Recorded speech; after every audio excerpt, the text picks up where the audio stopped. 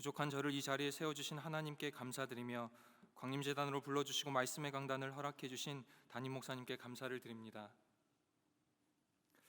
이 시간 말씀을 전하는 저와 들으시는 모든 분들에게 하나님 주시는 풍성한 은혜가 함께 하시기를 주님의 이름으로 축원합니다. 역경을 견디면 그걸로 됐다라는 제목으로 말씀 전하겠습니다. 수많은 실패에도 넘어지지 않고 다시 일어나는 사람을 우리는 오뚜기 같다 이렇게 말합니다. 이 오뚜기는 사실 물리적으로 볼 때 가장 안정적인 형태라고 합니다.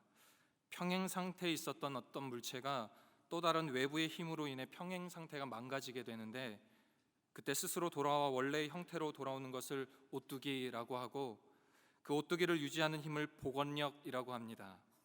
넘어지지 않는 오뚜기처럼 또는 마치 배가 엄청난 파도에 흔들리지만 홀로 다시 설 수 있는 것처럼 복원력은 가장 안정적인 형태가 될 수 있도록 도와주는 물리학 용어입니다.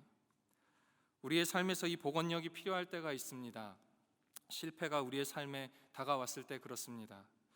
실패는 성공의 어머니다는 말을 우리는 알고 있지만 아마도 대부분의 사람들은 실패하거나 원하는 일을 성취하지 못하게 될 때에 낙심하게 됩니다. 그러면서 자신의 몸과 마음, 생각을 제한하게 됩니다. 나 같은 게 뭐 할 수 있겠어? 내가 뭐 그렇지 뭐. 내가 하는 일이 다 그렇지. 그러면서 조금씩 삶이 어두워져 갑니다. 자신감과 자존감이 무너지게 되고 결국에 소망조차 잃어버리는 삶을 살게 됩니다. 발전하는 인생의 삶이 아니라 그저 어떻게 하면 먹고 살 수 있을까를 고민하는 삶이 되게 됩니다. 나아가 먹고 사는 고민마저 무의미하게 될 때에 그 인생은 그저 절망과 같은, 죽음과 같은 삶이 되고 세상에 존재하는 이유를 잃어버리게 됩니다. 성경에도 자신의 삶의 이유에 대해서 고민했던 사람들이 있습니다. 나이 40에 광야로 도피했던 모세는 광야에서 존재의 이유를 발견하지 못했습니다. 그래서 아들을 낳았을 때 자기의 나그네 인생을 돌아보면서 나그네란 이름의 뜻을 담아 게르솜이라고 이름 짓습니다. 욥, 끝도 없이 망가져가는 자신의 환경을 바라보며 자신이 태어나지 말았어야 했다는 절망적인 고백을 합니다.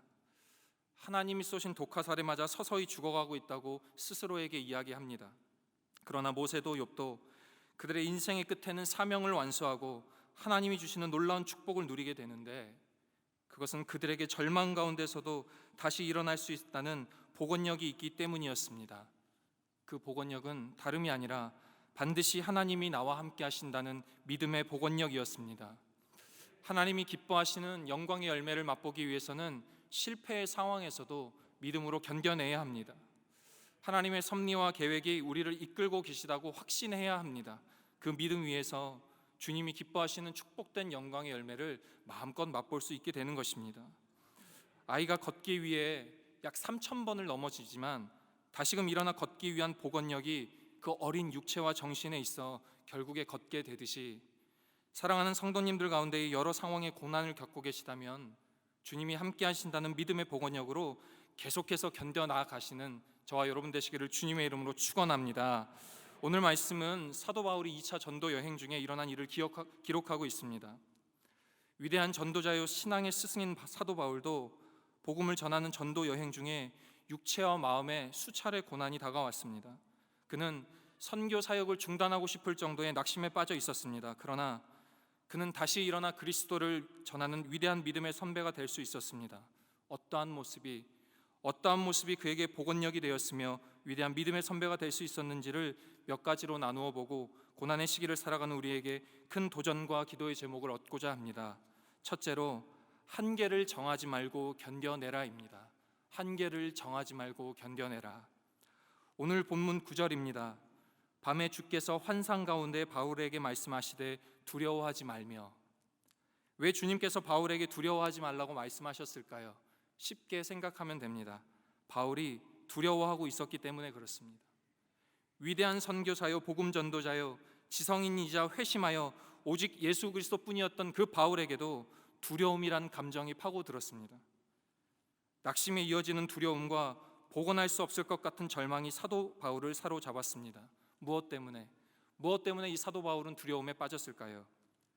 사도행전 17장을 보시면 고린도로 가기 전 아덴, 지금의 아테네라고 불리는 도시에서 사도 바울은 복음을 전합니다. 아테네는 철학과 예술의 도시입니다. 사도 바울이 아테네를 향할 때에 그의 마음속에는 당대의 지식인들 앞에서 예수 그리스도를 멋지게 전해보겠다는 꿈이 그 사도 바울에게 있었을 것입니다. 바울은 시민광장인 아레오바고에서 자신의 철학적 지식을 동원하여 거창하게 설교했습니다. 그리스 로마 시대의 유명한 학파였던 에피쿠로스와 스토아 철학자들에게 그 복음의 메시지를 전했습니다. 철학적이며 유명한 신학적인 설교를 남겼습니다. 그러나 부활의 그리스도를 전하는 그 바울의 말을 듣는 사람은 몇 되지 않았습니다. 조롱했습니다. 회심한 사람은 불과 몇 명밖에 되지 않았습니다.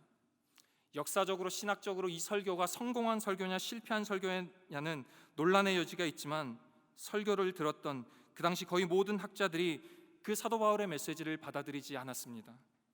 아덴 사람들의 높은 철학적 지식과 지적 우월성에 바울의 복음을 영접한 사람은 많지 않았습니다. 그런 낙심한 비참한 심정으로 아덴을 떠나 도착한 곳이 바로 고린도였습니다.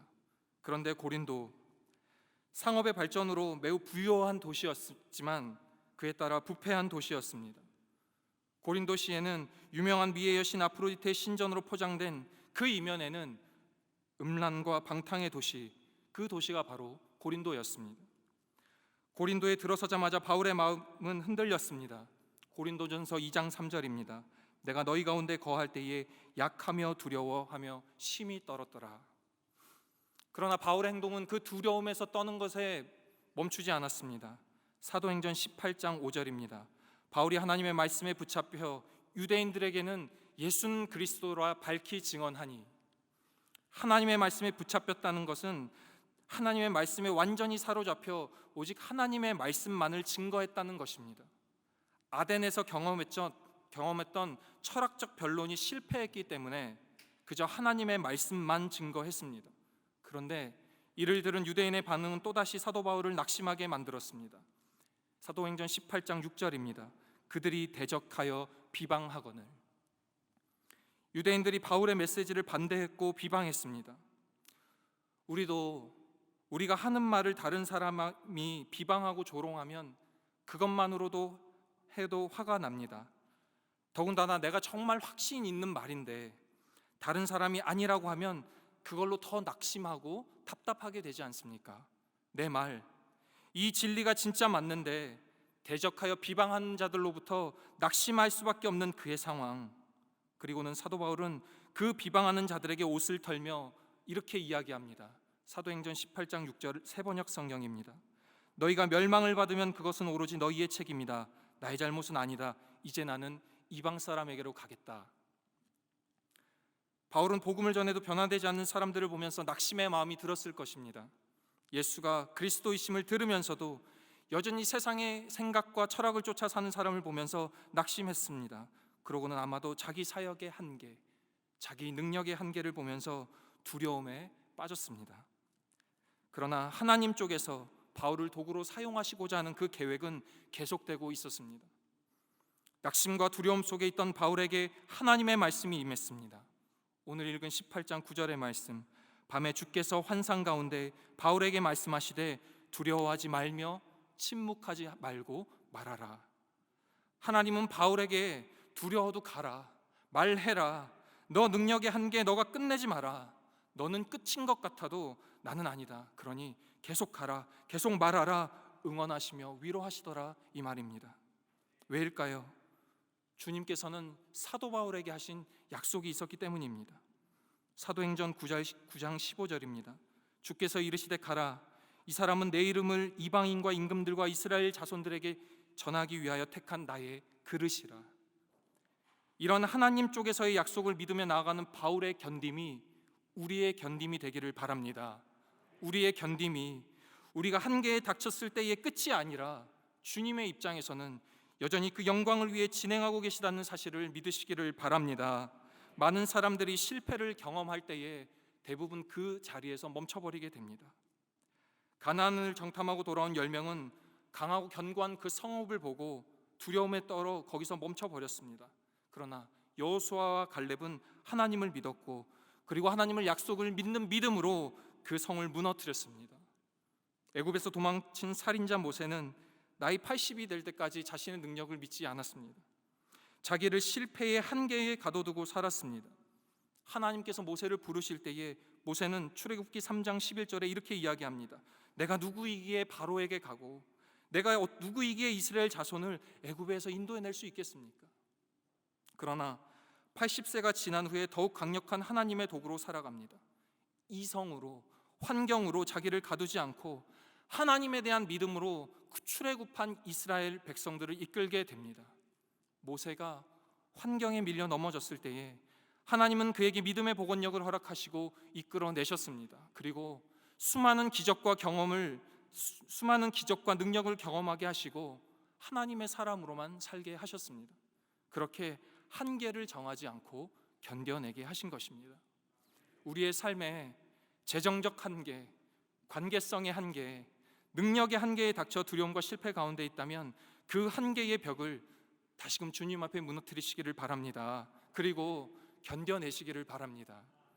그때에 하나님이 주시는 그 믿음의 복원력이 열매 맺게 되어 하나님이 주시는 그 믿음의 열매를 보게 되는 줄 믿으시기를 바랍니다. 지금 여러분이 있는 삶의 자리에 한계를 정하지 마시고 주님이 주시는 믿음의 복원력으로 견뎌내시기를 주님의 이름으로 축원을 드립니다. 둘째로, 주님이 우리와 함께 하신다는 믿음으로 견뎌내라입니다. 주님이 우리와 함께 하신다는 믿음으로 견뎌내라. 오늘 말씀 10절입니다. 내가 너와 함께 있음에 어떤 사람도 너를 대적하여 해롭게 할 자가 없을 것이니. 지쳐있고 두려움 가운데 있는 사도 바울에게 내가 너와 함께 있음에, 낙심해 있는 사도 바울에게 내가 너와 함께 있음에, 지쳐있는 우리 성도님들에게 내가 너와 함께 있음에, 지쳐있는 우리 학생들에게 내가 너와 함께 있음에, 이 자체가 얼마나 큰 위로의 말씀입니까? 오늘 하나님은 현재를 살아가고 있는 우리들에게도 이렇게 말씀하시는 것을 믿으시기를 바랍니다. 우리는 믿음의 주여 또 온전케 하시는 그 주님을 신뢰하고 그냥 나아가면 됩니다. 그러면 주님이 우리에게 힘과 능력을 더해 주셔서 대적하여 해롭게 할 자가 없게 우리를 보호해 주신다는 사실입니다. 이 믿음이, 이 확신이 우리를 더욱더 견고하고 강건하게 합니다. 그런데 인간은 부정적인 감정을 선호한다고 합니다. 나쁜 감정을 가지고 나쁜 생각을 더 많이 하며 대부분의 사람들이 부정적이고 어두운 언어 습관을 가지고 있다고 합니다. 한 심리학자가 감정을 나타내는 단어 558개를 분석했는데 부정적인 단어가 62%고 긍정적인 단어가 38%였다고 합니다. 우리의 삶이 어떻습니까? 하나님이 주신 은혜에 감사하기보다는 불만족하며 살아갈 때가 더 많지 않습니까? 왜일까요? 내 안에 불평과 불만이 앞서고 그에 따른 두려움과 분노에 갇혀 살기 때문입니다. 하나님은 우리가 어두움에 갇혀 살기를 원하지 않으십니다. 우리 안에 있는 부정적인 들보를 빼내기를 원하십니다. 예수님께서는 마태복음 7장 5절에 이렇게 말씀하십니다. 외식하는 자여 먼저 내 눈 속에서 들보를 빼어라. 그 후에야 밝히 보고 형제의 눈 속에서 티를 빼리라. 여기서 중요한 표현은 그 후에야 밝히 보고입니다. 그 후에야 밝게 볼 수 있다는 겁니다. 한계에 부딪히고 낙심과 절망 가운데 멈춰서 있다면 오히려 그때가, 그 후에가 하나님이 주신 믿음의 복원력을 발견할 때인 줄 믿으시기를 바랍니다. 하나님을 믿는 그리스도인이라면 반드시 실패 다음에 주시는 그 소망을 볼 줄 알아야 합니다. 어둠 속에서, 죽음 속에서 소망을 보는 사람이 바로 우리 그리스도인 아닙니까? 세상 사람들에게는 끝이라는 죽음 앞에서 주님을 바라보며 소망을 이야기하는 것이 우리 그리스도인 아닙니까? 그것이 신앙입니다. 신앙은 어두움을 이기게 하고 나아가 밝은 빛을 보게 하는 것입니다. 목동에 교회를 개척하셔서 중형교회로 성장시키시고 교회 건축까지 하신 한 목사님이 명예로운 은퇴를 하셨습니다. 목회하는 동안에 많은 성도님에게 사랑을 받았고 쉬지 않고 달려온 목회의 여정을 이제는 좀 더 편안한 마음으로 전도에 힘쓰겠다 하셨습니다. 그런데 은퇴하신 지 2달 만에 몸에 이상을 느꼈습니다. 암이었습니다. 좋은 병원에서 검사를 받았지만 병의 증세는 나아지지 않았고 몇 달 지나지 않아 호스피스 전문 병원으로 옮기게 되었습니다. 주위에 많은 분들이 안타까워했습니다. 목회 여정을 명예롭게 은퇴하셨는데 질병, 그것도 암이라니. 낙심과 어려움의 안타까운 상황으로 볼 수밖에 없었습니다. 그러나 그 목사님은 자신의 상황을 실패와 절망으로 받아들이지 않았습니다. 소천하시기 전날까지도 병원의 산책로에서 복음을 전하셨습니다. 환자복을 입고서 벤치에 앉아있는 다른 환자에게 다가가시며 이렇게 말씀하셨습니다. 혹시 예수 믿으세요? 나는 예수 믿는데 암에 걸렸어요. 그러나 나는 죽음이 두렵지 않아요. 왜냐하면 천국에 갈 거란 믿음이 있어요. 주님이 나와 항상 함께 할 거라는 믿음이 있어요. 그러니 우리 같이 예수 믿고 우리 천국에서 만납시다. 이것이 절망 가운데 소망이 아니고 무엇이겠습니까? 이것이 어둠 가운데의 빛이 아니고 무엇이겠습니까? 죽음이란 한계 앞에서 넘어질 수 있었지만, 실패라 정의할 수 있었지만, 다시금 일어서서 복음을 전하는 그 복원력은 주님이 나와 함께 하신다는 믿음이었습니다. 이 행동이야말로 주님이 함께 하신다는 그 믿음의 행동인 것입니다. 사도 바울은 그 주님의 위로와 소망의 음성에 다시금 응답했습니다. 내가 너와 함께 있음에, 내가 너와 함께 있음에. 이 약속 하나면 낙심의 어려움 때에 다시금 복원할 수 있는 믿음의 능력이 우리에게 생기는 줄 믿으시기를 바랍니다.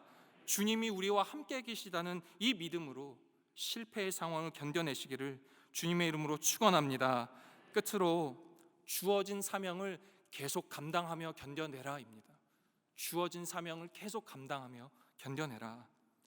오늘 말씀 11절입니다. 1년 6개월을 머물며 그들 가운데서 하나님의 말씀을 가르치니라. 주님을 따라 사는 우리에게는 각자 주어진 사명이 있습니다. 바울에게는 복음을 전하는 것이 사명이었습니다. 그는 하나님의 음성을 듣고 고린도에서 말씀을 전하고 가르쳤습니다.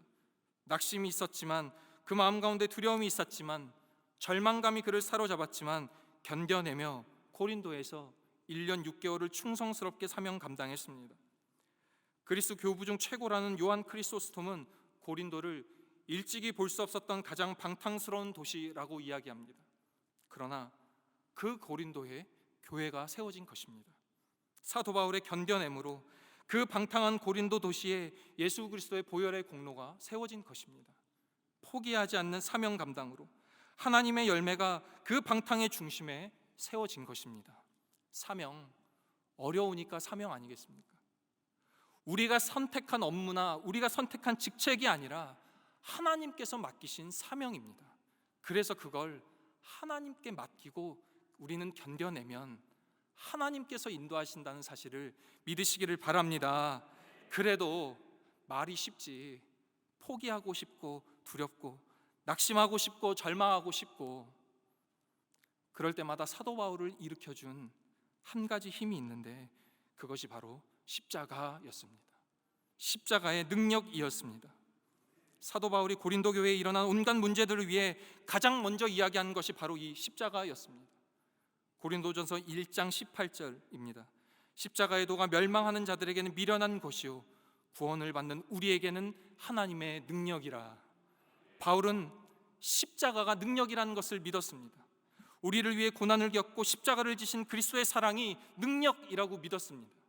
그 십자가를 기억한다면 고린도의 분열과 음란과 방탕의 문제 위에 반드시 교회가 세워질 것을 믿었습니다. 그렇다면 사랑하는 여러분, 이 시대를 살아가고 있는 우리들은 십자가의 능력을 믿고 있습니까? 죽을 수밖에 없던 죄인인 우리를 구원하여 주셨다는 그 놀라운 예수 그리스도의 사랑을 기억하고 있습니까? 수년 전 혹은 수십 년 전 어려움과 고난 앞에서 예수님밖에 없다고 간구하고 고백했을 때에 그때에 능력 주시고 사랑 주시고 날 구원하여 주셔서 감사하다는 고백을 드렸던 그 모습을 지금도 간직하고 계십니까? 사도 바울은 그 능력을, 그 사랑을 기억하고 있었습니다. 가말리알 문화생으로 훌륭한 교육을 받은 로마 시민권자였던 그가 한낱 몇몇에게 이스라엘의 왕이라 불리는 천한 나귀 타고 다니는 선생의 사랑 정도는 필요하지 않았던 그가 그리스도를 얻음으로 모든 것을 잃어버리고 배설물로 여길 수 있었던 것은 그리스도의 사랑으로, 그 능력으로 한계의 상황을 견뎌내기 때문입니다. 그는 십자가의 능력에 확신이 있었고 예수 그리스도 십자가 사랑을 끝까지 믿었습니다. 고린도전서 2장 9절은 다음과 같이 말합니다. 하나님이 자기를 사랑하는 자들을 위하여 예비하신 모든 것들은 눈으로도 보지 못하고 귀로도 듣지 못하고 사람의 마음으로도 생각하지 못한다. 사실 이 말씀, 믿음에 대한 확신이 없으면 이 말씀을 믿을 수가 없습니다. 우리가 세상을 사랑하면서 사랑에는 증거가 필요하다고 이야기하는 우리인데, 그 사랑하는 자들을 위하여 예비하신 것은 눈으로도 못 보고 귀로도 못 듣고 마음으로도 생각 못한다고 하는데, 이것이 단순 과학의 이론이라면 우리가 믿을 수 있겠습니까? 그러나 사도 바울은 주님께서 사랑하는 자들을 위하여 예비하신 것들을 주님께서 직접 세워가신다는 사실을 믿었습니다. 그래서 사명 감당하며 견뎌낼 수 있었습니다. 그 십자가의 사랑을 기억하고 능력을 믿으며 견뎌냈습니다. 그 결과 향락과 부패의 고린도 지역에서 놀라운 열매를 맺게 되는데, 그 열매의 엑기스가 바로 우리가 모두 아는 고린도전서 13장을 통해 우리에게 열매로 전해지는 것입니다. 고린도전서 13장 13절의 말씀입니다. 그런즉 믿음, 소망, 사랑, 이 세 가지는 항상 있을 것인데 그 중에 제일은 사랑이라. 그 사랑 아니까, 사도 바울은 주님께서 주신 그 사랑을 날마다 기억하니까, 잊을 수 없으니까 사도 바울은 자기에게 환난과 고통이 올 것을 알면서도 계속해서 견디며 주어진 사명을 끝까지 감당할 수 있었던 것입니다. 사랑하는 여러분, 도저히 감당할 수 없는 사명이 우리 눈앞에 있을 것입니다. 가정의 복음화, 자녀의 복음화, 직장의 복음화, 재정의 복음화. 그때에 가장 먼저 기억해야 할 것은 나의 예수 그리스도, 나의 구원자 되신 예수 그리스도, 나의 영원한 사랑 되신 예수 그리스도의 사랑을 기억하고 그 능력을 믿으며 사명 감당할 때에 놀라운 믿음의 열매를 맺게 되는 줄 믿으시기를 바랍니다. 저는 몇 주 전 수요 치유의 신학 때 튀르키예 현장에 다녀오신 목사님의 설교 중에 한 사진을 보고 거룩한 도전을 받았습니다. 우리 교회 구호팀과 선교사님 그리고 튀르키예 성도님들과 함께 찍은 사진 한 컷이었는데, 그 현장에 있는 튀르키예 성도님들과 선교사님의 얼굴에 보인 미소였습니다. 사랑하는 여러분, 결코 오해하지 마시기 바랍니다. 현지에서 16년을 사역하시며 지진으로 인해 가족과 같은 이들의 고통을 보고 있고 삶의 터전에 무너짐을 보고 있는 상황에서 결코 그 미소가 즐거움의 미소였겠습니까? 그 미소가 기쁨의 미소였겠습니까?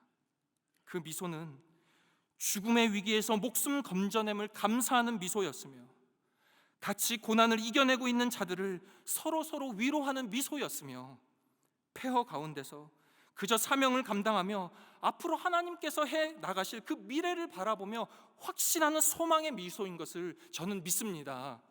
그 참혹한 땅에서 보인 그 확신의 미소가 사도 바울과 같이 끝까지 사명을 감당하며 견뎌내는 자에게 주시는 하나님의 약속인 줄 믿으시기를 바랍니다. 한계를 정하지 않고 견뎌내며 주님이 함께 하신다는 믿음으로 견뎌내며 그 자리에서 계속 사명 감당하며 견뎌내는 것, 그 신앙으로 살아갈 때에 그때에 주님이 우리에게 말씀하시는 것입니다. 역경을 견디면 그걸로 됐다, 애썼다, 이제 주님이 하실 것이다. 이 확신 속에 사도 바울처럼 나의 생명조차 조금도 귀한 것으로 여기지 않으며 그 어려움을 이겨나가시고 사명 감당한 능력을 주신다는 사실을 믿으시기를 바랍니다. 이 견뎌냄의 믿음으로 승리하시는 저와 여러분 되시기를 주님의 이름으로 축원합니다. 생명과 복의 근원이 되시는 자비하신 하나님, 연약함으로 날마다 넘어지는 우리들을 십자가 사랑으로 일으켜 주심에 감사를 드립니다.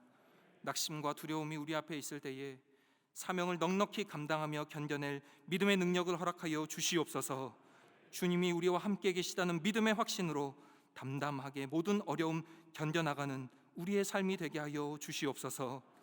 십자가를 짊어지시며 고난을 통과하시고 부활로 우리에게 완전한 기쁨을 약속하신 사랑의 주님을 온전히 믿는 주의 백성들 다 되게 하여 주시옵소서. 예수 그리스도의 이름으로 기도하옵나이다. 아멘.